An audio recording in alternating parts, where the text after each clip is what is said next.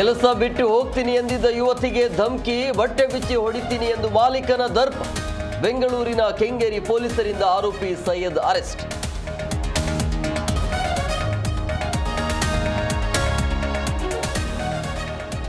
ಗೌಡ ಆಗಿ ಗಿಲ್ಲಿಗೆ ಯಾಕೆ ಸಪೋರ್ಟ್ ಮಾಡ್ತೀರಾ?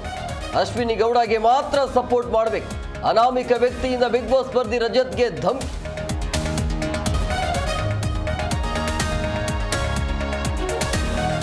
ಶೇಕಡ 50ರಷ್ಟು ಮಹಿಳಾ ಮೀಸಲು ಜಾರಿ ಇಲ್ಲ. ಜಿಬಿ ಎಲೆಕ್ಷನ್ ನಡೆಯೋದು ಡೌಟ್. ಇದು G Kannada news mega exclusive.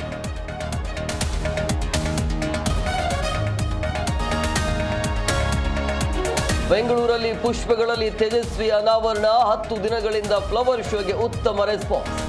ಸೋಮವಾರ ಮುಗಿದು ಹೋಗುತ್ತೆ ಹೂಗಳ ವೈಭವ.